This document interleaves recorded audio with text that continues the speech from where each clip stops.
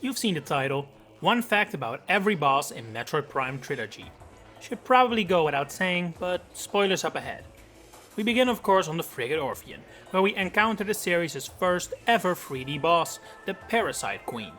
As such, it's also among the first scans we ever make, but did you know the Queen's logbook entry is the only one in the entire trilogy to contain an exclamation mark? That's mostly because unlike many other entries, it also serves as an explanation on what to do, making the sentence an imperative. Despite the Hive Mega sharing its theme with the Incinerator Drone and several minigames from Metroid Prime Pinball, the second boss of the sub-series is the only time its theme is played in full. The Incinerator Drone leaves out the choir at the beginning, while the minigames alter the theme in even more significant ways. For around the first 20 years of their existence, the plated beetle didn't have a face. It wasn't until Prime Remaster that a face would be added to their model, on their underside to be specific. Something that was fixed a lot earlier was an oversight during the battle with the Incinerator Drone. On the GameCube version, Samus can move through the barrels of the drone, but this was changed with any subsequent re-release. Flagra was the first boss designed for Metroid Prime. Its designer Andrew Jones ended up with several designs he really enjoyed, and combined them all together to form what ended up being Flagra. Some details that were lost include for example a ton of tentacles, which now just appear in the room itself, instead of being used by the creature. If you kill a she-goth while it's performing an ice breath attack, the animation of the attack will continue while the she-goth is busy dying. It will remain that way even until the creature fades away. Vardis is one of several bosses in the original Metroid Prime that reward sequence breaking, even if it may not be entirely intentional. The enormous rock monster is extremely vulnerable to the plasma beam, which is possible to get at this point, albeit extremely difficult. In order to do so, you must first sequence break your way to the ice beam, but keep in mind Vardis does actually take 0 damage from that one. While the original Prime is the only game in the series to feature elite pirates, that could very well have been different. Leftover data in Prime 2 suggests they were supposed to reappear in that game, but were presumably replaced by Ink Smashers. Federation Force also features enemies known as elite pirates, but they are nothing like their bulky namesakes from Prime 1. Speaking of hidden in the game files, the original Prime contains an unused model for the cloaked drone that is never used in-game. After all, it's invisible for its entire fight, and then uses a Sentry Drone's model when it dies. We return for a logbook fact concerning the Phazon Elite. While we only ever encounter one of these, the logbook talks about it as if there are multiple. And while that is completely possible, it usually doesn't describe bosses like this, so it's noteworthy. For example, the next boss, the Omega Pirate, is clearly worded like there's only one. It is one with a rare case of sentience though, as the Omega Pirate actually speaks during his battle, grunting "finish her" at his fellow pirates. It's not the only boss in the trilogy capable of this, but most will come way later in the series. A new detail for the design of Meta Ridley was added in Prime Remastered, which means you might not be aware of it. The first time we see it, its eyes are initially black, but they flicker to become yellow, telling us the eyes are most likely one of the many cybernetic components on Meta Ridley's body. And finally, for this game at least, we have the titular Metroid Prime. Have you ever wondered why Metroid Prime appears to have a humanoid face? Well, I don't have an in-universe explanation for you, but I do know that it's once again designer Andrew Jones who's the mastermind behind it all. He explained he drew over 1000 self-portraits and combined them all to create the final bosses of the first 2 Prime games. And before we get to that next final boss, we of course need to tackle all other bosses from Echoes first. Should you be the hacking type and give yourself power bombs before the battle against the normal and dark Alpha Splinter, you'll find yourself disappointed. Both bosses die immediately to the bomb, but if you use it on the initial normal variant, it will fade before the ink particles can possess it, leaving you unable to continue. Next is the Bomb Guardian, the first of many guardians in the game to not be given a proper name. However, an unused logbook entry refers to the boss as Bomb Digger, suggesting that was supposed to be its name before the Guardian theming was established. Similarly, the Jump Guardian was supposed to be called Jump Warrior Ing, but that isn't the fact I want to share about it. Instead, I want to inform you that its large center horn actually has no hitboxes on it, meaning you cannot damage the creature by firing at it. In fact, it doesn't even have collision, shots just go right through it. Something you may have entirely overlooked while fighting Amorbis is that you actually only kill one of the 3 worms. The other 2 have fled underground by the time you kill the last one and aren't actually dead. Onto the only optional boss of the game, the Dark Missile Trooper. Considering Samus can visit his room long before the fight and find the trooper to not be present then, it seems likely he was actually still alive at that time, wandering the temple grounds before eventually passing in Hive Chamber A.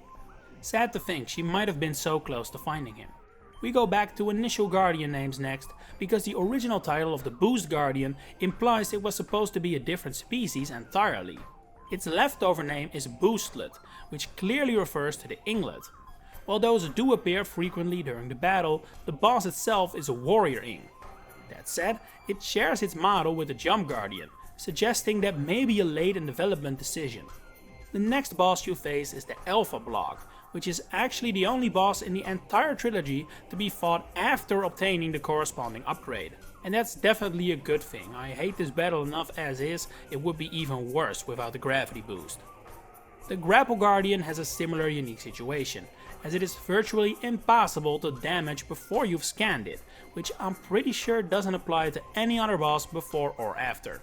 Now, it is possible to damage it without scanning it first, but it requires incredible precision, which you're hard pressed to keep up for the entire fight.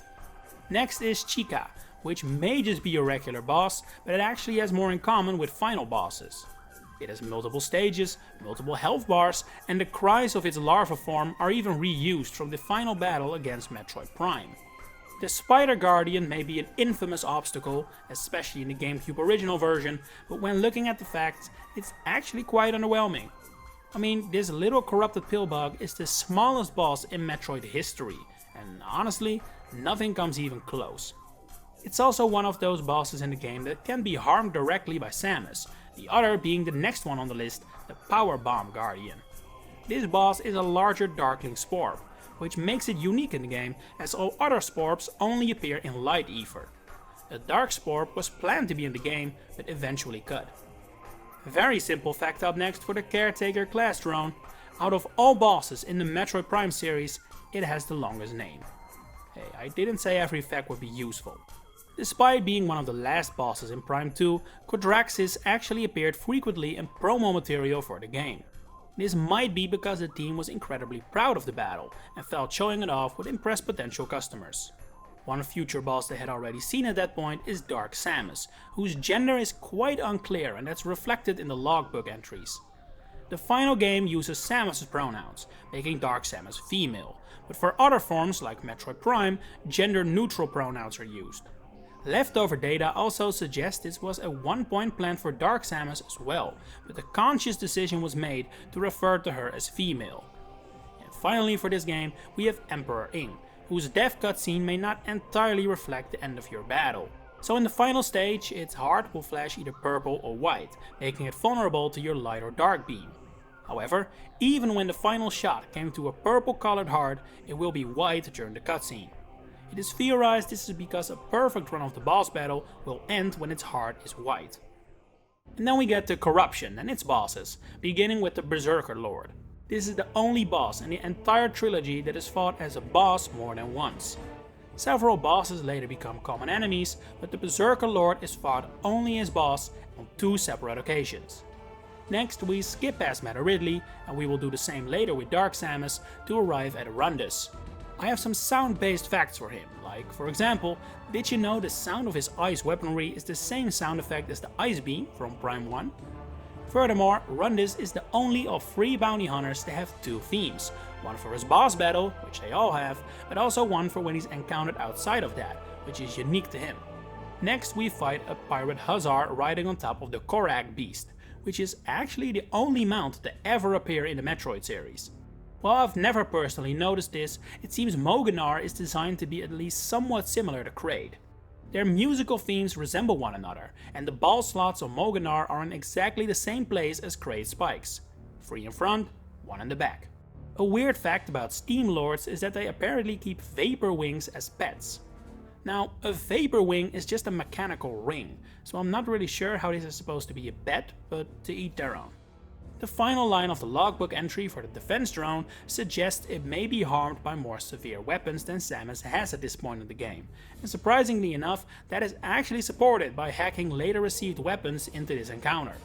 Both the Nova Beam and the Screw Attack deal severe damage to the drone, even when shielded. For Gore's fact, I want to look at this diorama from the bonus gallery. For some reason, it shows Samus fighting Gore, while Chozo ghosts from the first Prime pray around them. Why? Absolutely no clue. Nothing involving Gore ties back to the Chozo, let alone the ghosts.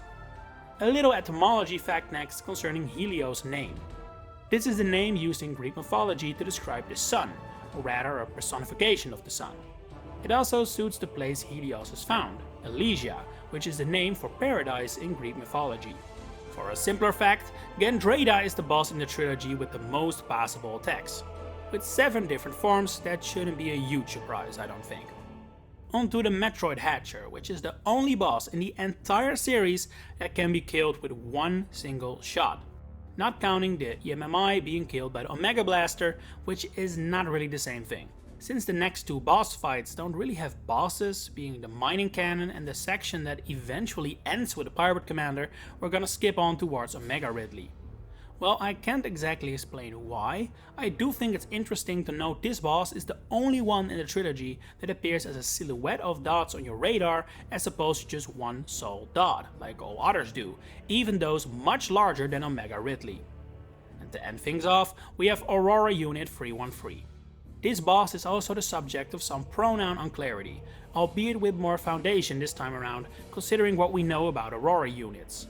They can definitely be programmed with certain genders in mind, and unused data refers to 313 as a female. However, in the final game, no gendered pronouns are ever used for it, implying it may have a gender-neutral configuration, which we know some of them have. Also interesting is that these same unused scans reveal Aurora Unit 313 was abnormally aggressive, even before the pirates and Phazon corrupted it. And with that said, we have covered every boss in Metroid Prime Trilogy. Which of these surprised you the most, or do you have your own trivia to add? Share it in the comments below. If you enjoyed this video, please consider giving it a like and subscribing to the channel to stay updated on all my future Metroid content coming up. For now, thanks for watching and enjoy the rest of your day.